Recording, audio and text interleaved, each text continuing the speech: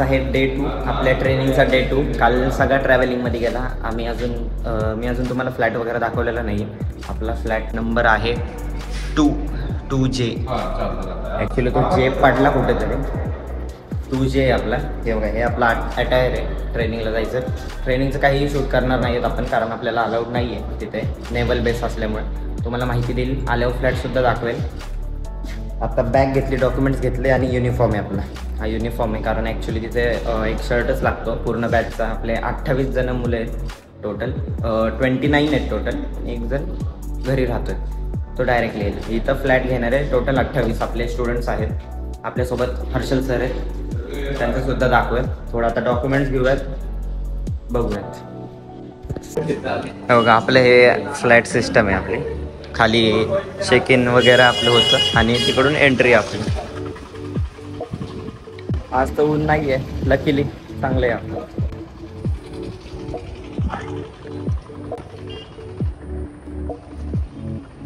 हे बघा, हे फ्लॅट आपले आहेत वरती. पाल सूट्स.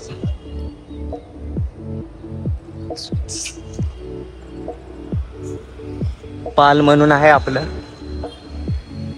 इथं आपला मेन रोड आहे, हायवे. इकडे आपण एअरपोर्टला जाऊयात.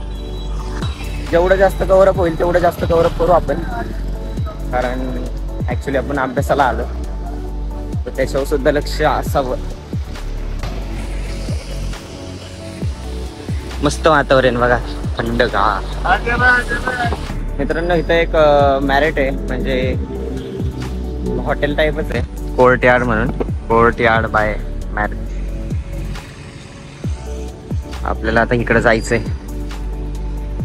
सकाळचे वाजले जाता 8:07 दिसत नाहीये.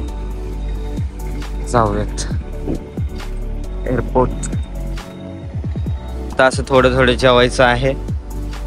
आपण पहिलं थोडंसं झेरॉक्स घेऊ, कारण आपले जे दुसरे मित्र आहेत कन्याकुमारी एक्सप्रेसने येणार आहे, ते अजून काय पोचलेले नाही आहेत. आपल्याला डॉक्युमेंट्स वगैरे घ्यायचे. एमिरेट्स. मित्रांनो, झेरॉक्सचं काम झालेलं आहे. आता एवढे जण आलेत आपले. यांना काय नाश्ता वगैरे करायचा, आपण रूमवरच केला. सकाळचं आपण जास्त कव्हरअप नाही केलं, कारण खूप घाई होती. 6 वाजता उठलो आणि 8:45 रिपोर्टिंग आहे. आपला यश पण रेडी झालेला आहे. त्याचं थोडं लेट घेतलंय आपण. लेट पण थेट आले कोचीन इंटरनॅशनल एअरपोर्ट. आपल्याला आता MROला जायचंय, तर दाखवतो. इकडे पुढं थोडी पोरं चालली, इकडे 2 जण चालली ते, आणि बाकीचे थोडी नाश्ता करून येतात. नाश्त्याचे इथं खूपच म्हणजे वांदेच आहेत.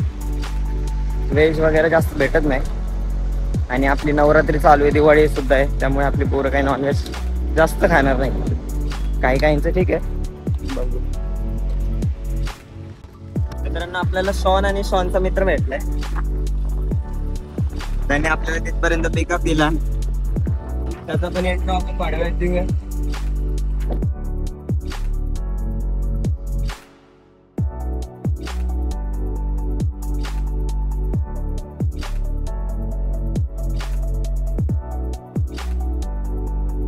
तर 8:30 झालेले आहेत. तिकडे एक गँग आलेली आहे. मित्रांनो, आमचे ॲक्च्युली पासेस वगैरे बनले नव्हते. आता थोडं म्हणजे कॅन्टीनमध्ये जेवण वगैरे झालं आहे. अजून बाकीची मुलं काही पोचलेली नाही आहे. ते त्रिशूरच्या पुढे आलेली आहेत. बघूया, कव्हरअप करू. खूप झंझट झालेली आहे. फर्स्ट डे म्हणून बाकीची मुलं अजून आलेली नाही. त्यांना फ्लॅटला जायचं आहे, तयारी करून परत यायची. बाकीच्यांचं डिस्कशन चालूच आहे. करून टाईम झालेला आहे. हे बघा, जेवढी होती तेवढी आलीत. बाकीचे ट्रेनमध्ये त्यांचं काय माहीत नाही. आपण फोन वगैरे इथं जमा करू आणि भेटूयात डायरेक्ट आजचा डे संपल्यावर. काय काय झालं ते कव्हरअप करू, रूमला जाऊन भेटू.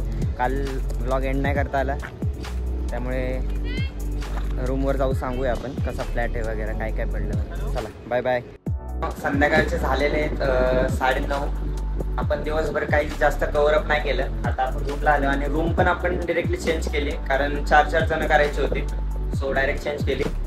इथं यश बसलाय. या रूमचं थोडं खूप चांगलं आहे तसं बघितलं गेलं तर. AC दिलाय, फॅन दिलाय, सेम आहे सगळं. थोडी आवराआवर पण झालेली आहे.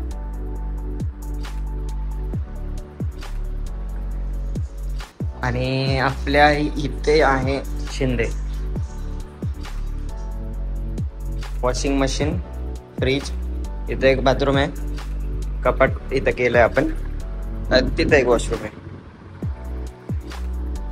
आता थोडंसं जेवून घेऊयात, कारण आत्ताच आम्ही म्हणजे 9:30 वाजले जातात तसे, पण आम्ही 7 वाजता इथे आलो, कारण ऑलमोस्ट 2.5 किलोमीटर किंवा 2 किलोमीटर तरी आहे इथून MRO आपलं जे आहे OGT सेंटर. ते काय काय कव्हरअप केलं ते पण सांगूयात, आणि जो डे 1चा ब्लॉग आहे तो आपण ते सांगून एंड करूयात, कारण पुढचे जे ब्लॉग असणार आहे ते सगळे मिनी ब्लॉग असणार आहेत. मिनी म्हणजे एक 10 मिनिटाचे पण नसतील, आय थिंक सो 5 मिनिटाचे पण नसतील, कारण आपल्याला कव्हर करायला खूप कमी कंटेंट आहे. आतमध्ये काय होईल ते नक्की सांगणारच आहे तुम्हाला, काय काय कव्हरअप करतो, कुठले इन्स्ट्रक्टर्स आहे, कारण आपले जे ज्युनियर्स असणार आहे ते ज्युनियर्स नक्कीच इथं येतील आणि हे इन्स्ट्रक्टर त्यांना गाईड करणारे आहेत. सो आपण सगळा एक्सपिरियन्स सुद्धा शेअर करू, ओव्हरऑल सगळं शेअर करूया. तर जेवून घेऊयात पहिलं आणि जेवल्यानंतर भेटूयात. मित्रांनो, संध्याकाळचे वाजलेले 10:30, जेवण वगैरे झालेलं आहे आपलं. शूट वगैरे नाही केलं ते, कारण घरून चपात्या आणलेल्या आणि थोडी पनीरची भाजी मागवली व्हेजिटेरियन. ह्यानी पण म्हणजे नॉनव्हेज नाही घेते आज, कारण नवरात्री चालू आहे आपल्या तिकडं. आत्ता जरा राऊंड मारायला म्हणजे जेवण झाल्यानंतर आलतो. ह्या काय तिकडे एअरपोर्ट आहे आणि हँगर आहे, फ्लाईट्स वगैरे तुम्हाला दाखवले असते, पण आता थोडं जाऊयात, झोपूयात. आजचा दिवस आपण इथंच एंड करूयात, कारण उद्या तुम्हाला मग खूप काही कव्हर करण्यासारखं म्हणजे फ्लाईट्स वगैरे दाखवूयात, कारण उद्या सॅटर्डे संडे विकेंड्स आहे.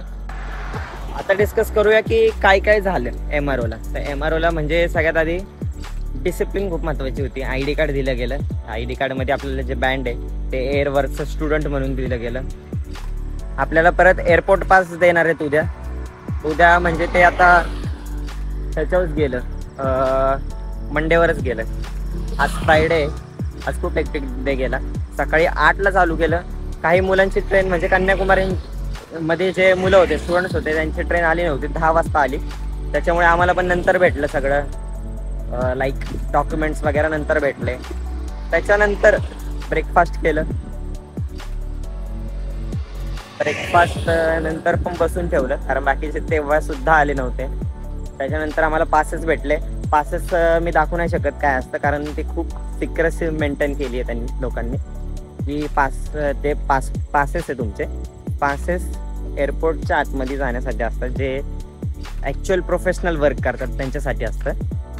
त्या पासेसवर आपला एक नंबर दिला जातो, तो खूप महत्त्वाचा असतो, कारण तुम्ही जर ते पास बाहेर घेऊन गेले तर कोणीही कुठेही हरवलं तर ते खूप रिस्क असते, आणि ते हरवल्यानंतर तुमच्या FIR सुद्धा लावली जाते, केस होऊ शकते. इवन हे फक्त स्टुडंटसाठी नाही आहे, पण तिथे जे एम्प्लॉईज आहेत त्यांच्यासाठी सुद्धा आहे. सो ते खूप महत्त्वाचं आहे. तो एक पास झाला. त्याच्यानंतर आपला एक ID कार्ड बनतं, एअरपोर्ट ID कार्ड. स्टुडंट असो स्टुडंटचं, सर असो सरांचं, किंवा employee, AME, aircraft maintenance engineer लोकांचं वेगळं पास बनतं. तिथे टीचिंगची फॅसिलिटी किंवा फॅकल्टी आहे ती खूप चांगली आहे, एक नंबर फॅन्टॅस्टिक आहे. गिरीश सर आहेत, बाकी आणखी 2 सर आहेत, त्यांची नावं मी नंतर सांगतो. खूप प्रमोद म्हणून आहेत, तर ते सुद्धा खूप चांगले शिकवतात.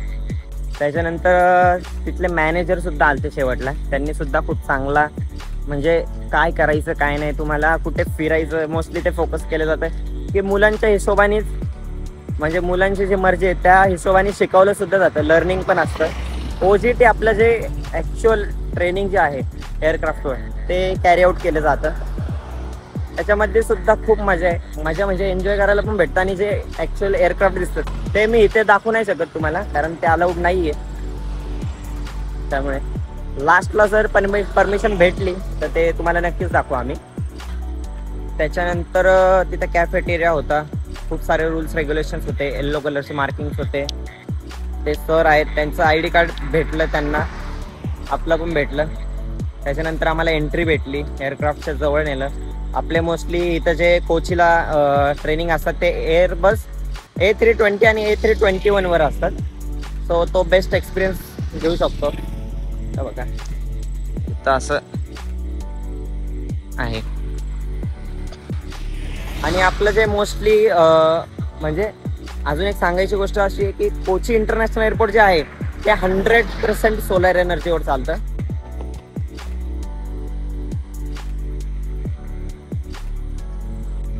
संध्याकाळ झाली, जेवल्यानंतर वॉकला आलतो, म्हणजे तुम्हाला थोडंसं ओव्हरव्ह्यू देऊ. उद्या सुट्टे, उद्या प्लॅन करतो आपण नेक्स्ट व्लॉग जो असणार आहे तो उद्याचा असणार आहे डे 3चा. कारण डे 2 आपण खूप कमी कव्हरअप केलाय. ट्रेनिंगमुळे शूट करता नाही आलं, ट्रेनिंगच्या आतमध्ये फोन नेता नाही आला, त्यासाठी आपण काही करू शकत नाही. पण जेवढं सांगायचा प्रयत्न केला, जेवढा ग्रॅप्स करायचा प्रयत्न केला तो आपण केलाय. त्याच्यानंतर तिथं आणखी एक गोष्ट होती की म्हणजे लॅब्स वगैरे खूप चांगले आहे. आपला जो क्लासरूम आहे तिथं AC प्रोव्हाइड केलेला गेला आहे. सेन्सस आहे, मोठे सेन्सस बोर्ड्स आहेत, त्याच्यावर शिकवतात. ॲप्लिकेशन, पर्सनल डिटेल्स वगैरे दिले जातात. ते आपले जे ज्युनियर्स असणार आहे त्यांच्यासाठी तर ते आहेतच. ज्युनियरसाठी प्रोव्हाइड केलं की त्यांच्यासाठीच माहिती देतोय जे पुणे IIT मध्ये येतील. आणि पुणे IIT चा खूप मोठा म्हणजे इम्पॅक्ट पडलेला आहे तिथे, असे सर म्हणले. तो खूप पॉझिटिव्ह दृष्टीने पडलेला आहे, कारण खूप चांगले सिनियर्स होते आमचे. आमचा सुद्धा खूप चांगला आज त्यांच्यावर प्रभाव पडला की मुलं हुशार पण आहेत, अभ्यास पण करतात आणि थोडे क्वेश्चन्स विचारले जातात. त्यांचं एकच वाक्य असतं, give it and take it. तुम्ही जेवढे क्वेश्चन्स विचारसान तेवढं चांगले, आम्हाला सुद्धा आवडेल, आम्ही सुद्धा तेवढेच चांगले आन्सर करूयात, असे बोलले ते. तर एवढं सगळं ओव्हरऑल होतं. हे बघा, एक फ्लाईट इथं आलेली आहे.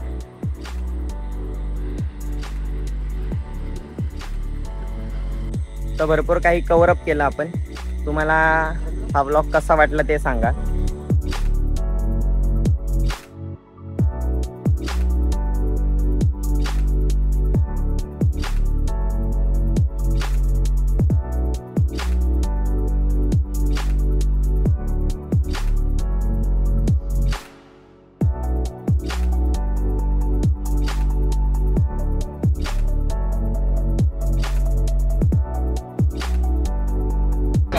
आता आपण आलोय मल्लू धाबा म्हणून, आपल्या नॉर्थ इंडियन लोकांसाठी आहे.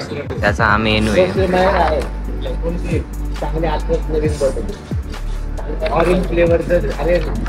जेवण बघूयात, ट्राय करूया. जेवण नाही घेते आपण, लस्सी घेतले. बाकीचे इथं आहे.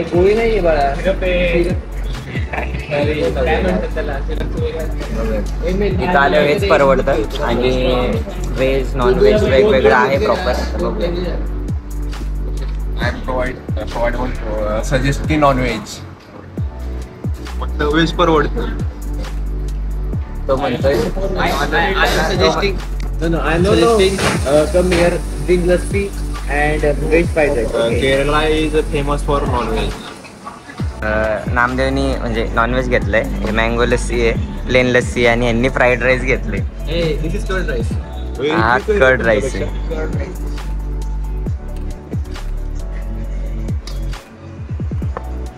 आपण फक्त लस्सी घेतली, थोडासा राईस खाल्लाय. आणि ऊन एवढं भयंकर पडलंय नाही तर सगळ्यांचं जेवण झालंय. बाहेर पडलो ना, छत्री घेऊन बाहेर पडू आपण, कारण ऊन लय बेकार लागले इथं. पाऊस पडला तर मुसळधार पाऊस पडतोय, आणि ऊन पडलं तर एकदम बेकार ऊन पडते.